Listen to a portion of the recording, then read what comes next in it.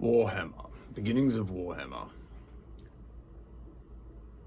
I've been using the name Warhammer since I would say around 2008 9, and that came from one being a Metalocalypse fan, and they had all these funny kind of metal names, and I thought that of being a drummer and Hellhammer and Witchhammer and Hammer fucking everything else, I thought Warhammer sounded pretty metal.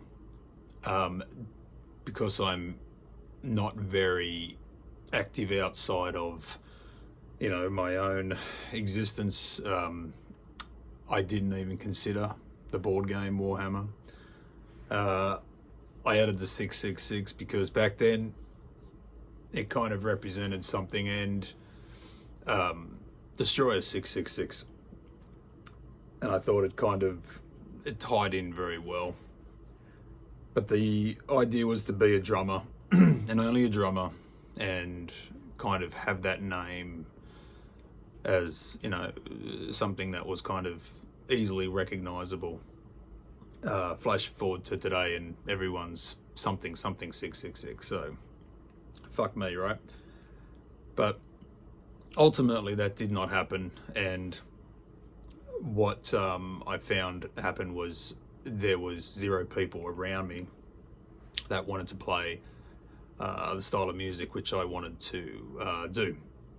And I always kind of had the dreams of kind of having my own band, being the leader as it was, because I figured that every other band I'd been in, I thought everyone in there had done something that wasn't very fitting to the scene that they were part of. Like, I was guilty of it. I was in a punk band, and a lot of bands that I've been in has been a lot of me helping out friends in the interim of trying to find my own path, I guess. So I'd been in those bands. I was the guy in the that was wearing death metal shirts, or shirts that weren't, or dressing in a way that wasn't cohesive with the band or the style of music that I was playing. So it was kind of put on the back burner because I worked in a government job, and that took up a majority of my time, and it was very kind of encompassing of my time. So I lost a little bit of vision in doing it, and in 2018 I went through a very nasty divorce, separation to divorce, and at that point I was probably subconsciously looking to get out because I felt very much trapped inside of a lifestyle which I didn't want, so I don't blame the other party as much as I did. I do still think that their motives were not pure, I guess. So I felt I was being used, and in that, feeling trapped in a job that I particularly didn't want or didn't like, but fed a lot of mouths, it didn't feel like what I wanted to do. So I guess selfishly, you could argue, I got out. And in doing that, I met someone else, because now I was, quote unquote homeless, because I was out of the family home and living with friends and apartments and wherever I could kind of put my stuff down. And so at that point I started to travel. And when I came over to this country a few times before I stayed, it always kind of felt more natural. And I don't know if that's just because I was running from all the terrible things, but regardless, I felt more at home here than what I did back in Australia. So when I eventually got to Jersey, moved into Jersey and settled in, my partner got me a drum set, and it was very kind of rusted and beaten up. But in my head, it was perfect that I could spend a little bit of money and just fix it up just enough to have it function as a good beater kit that I could get all my chops back with. Once I started to develop or get back into the swing of things, I found that the same problem was here. I couldn't find anyone that fit what I wanted to do. And during COVID, I decided that I would buy a guitar and just kind of learn it myself.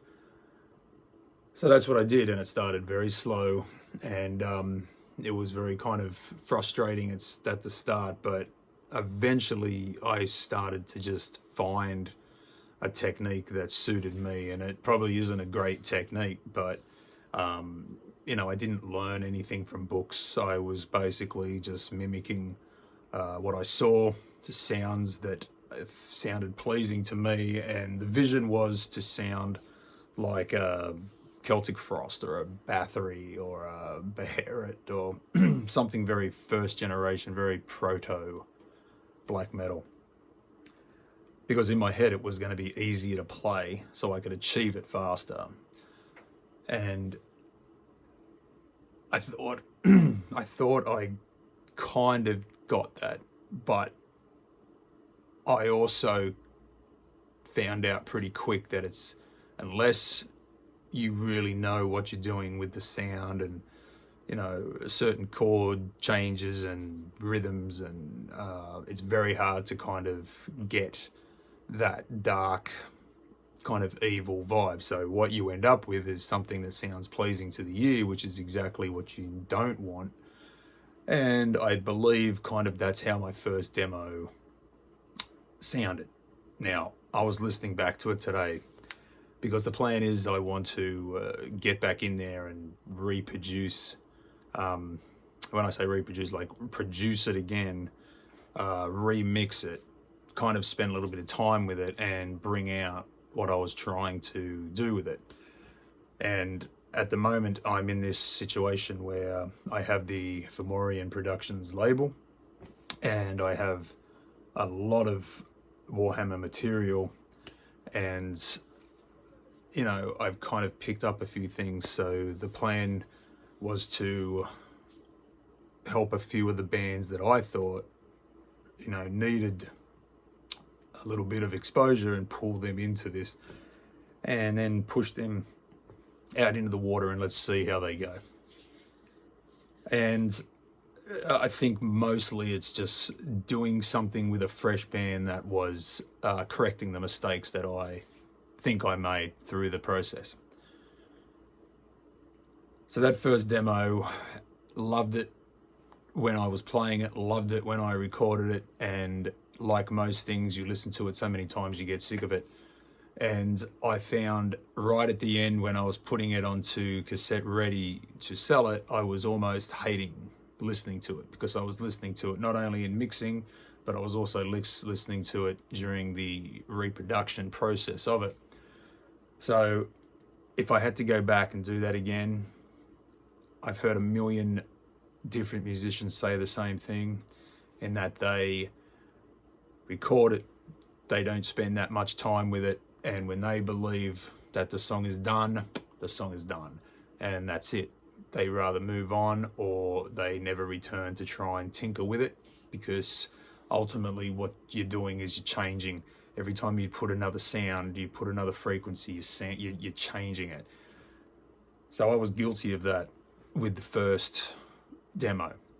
I tried to do too much with very, very basic information, and levels became all crazy. So the idea of what I'm doing now is, the little bit more knowledge that I do have, is to go back in there and kind of bring some things down and sort it out so it's a more well delivered, more pleasing to the ear product. Now, again, against all black metal ethos, I don't want it to sound high, big, fucking well produced. I don't want that. What I do want is to bring back some of the bottom end and some of the darkness that was there before I started fucking with it.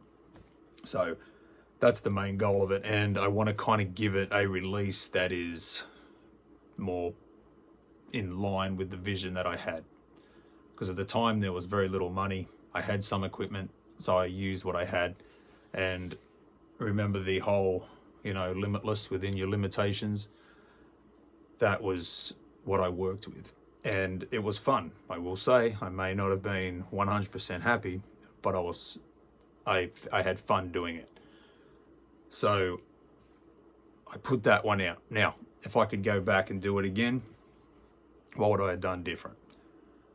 I wouldn't have recorded it in a month after a month of playing guitar and then so quickly have put it onto cassette to put it out there, right? You only get your first demo once, and in my mind, I kind of butchered that project. And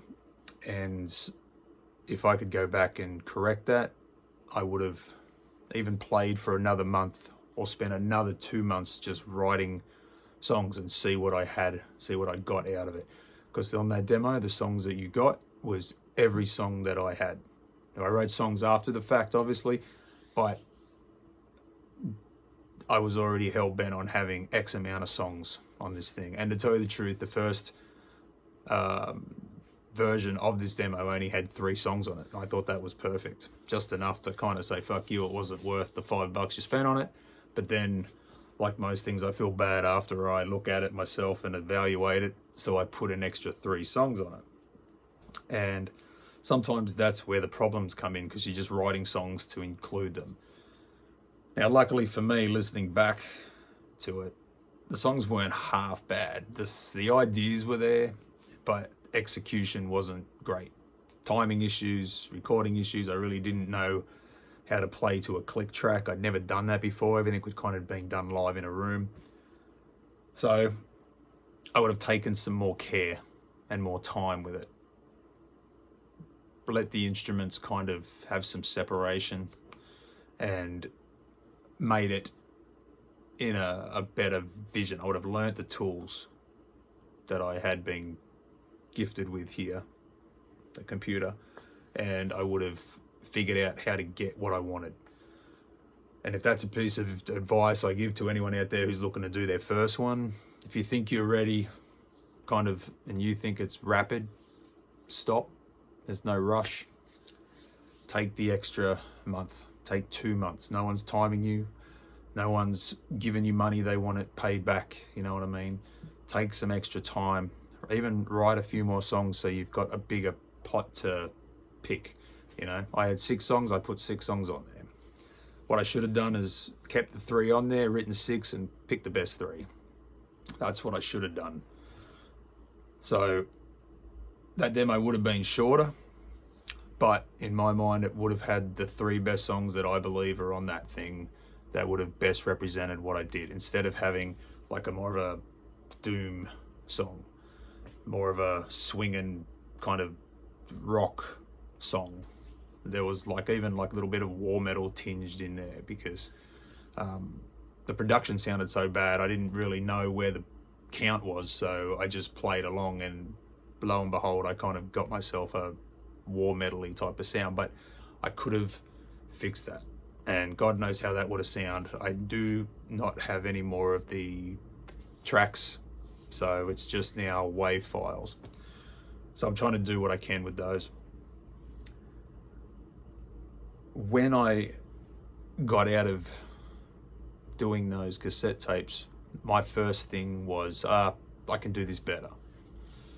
So I went back in and I started writing again. I did not stop. The process that I follow is I get up at 4 o'clock in the morning, every single morning, because I find that that's when I am at my most creative, and I don't know why. I get a coffee, I watch 10 minutes of TV, and a lot of the time I'm watching things like production, how to produce, how to do vocals correctly, how to mix vocals, low end, mix rock guitars.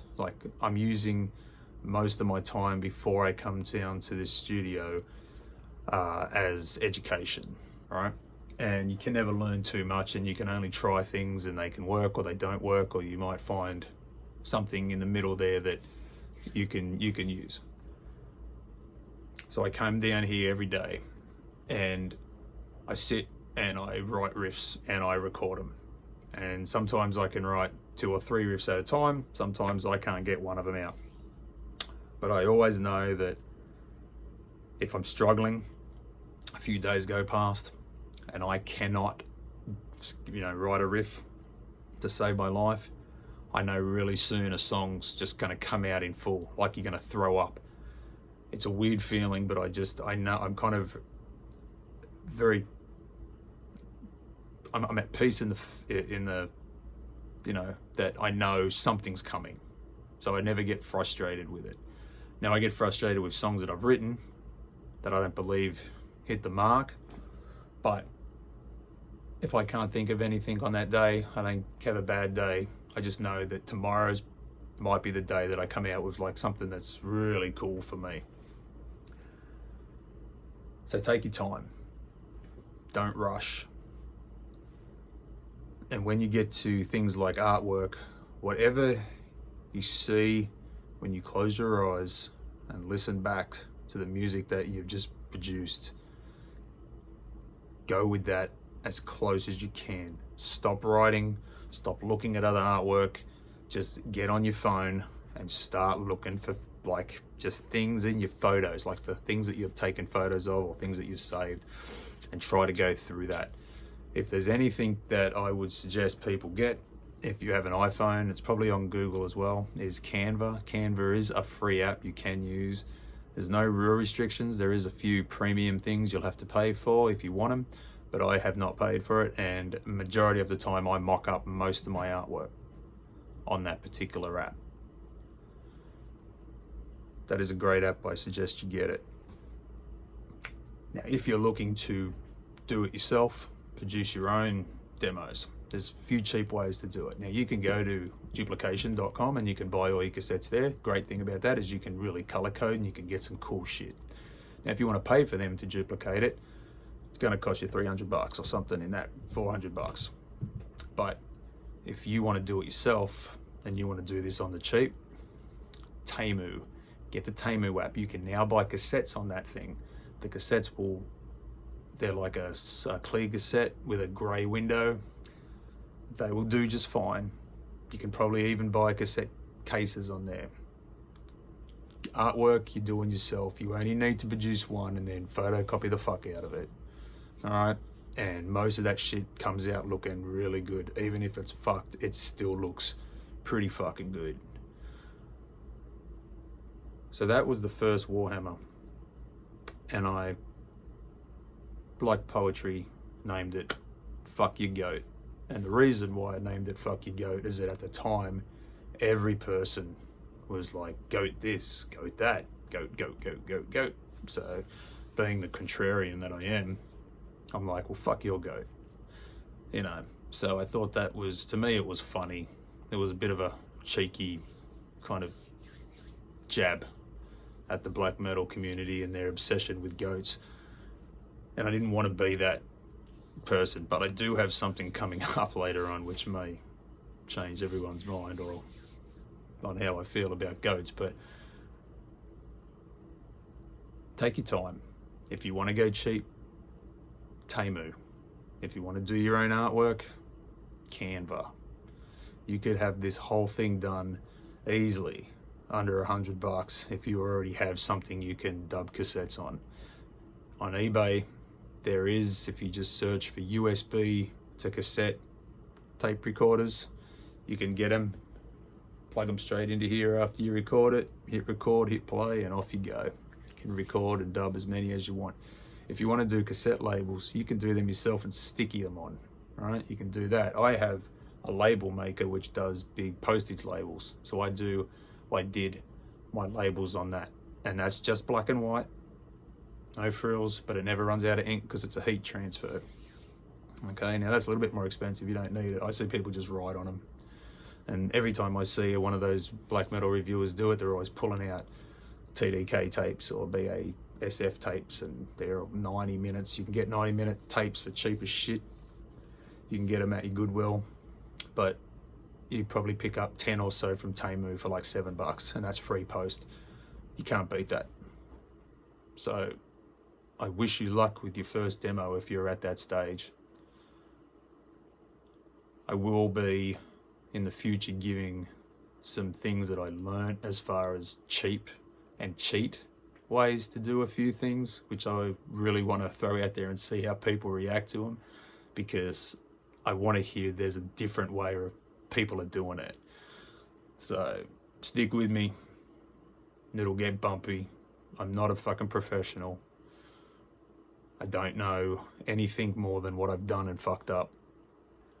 So I'm not here as someone that's saying this as a person who knows what he's doing. Just telling you exactly what I went through and what I tried to achieve and what I did achieve. So we'll see you back on the next one when we discuss the Latea Satana Excommunicado. I probably 80% butchered that, but that's fucking where I was going with it. Anyway, see you later, heathens.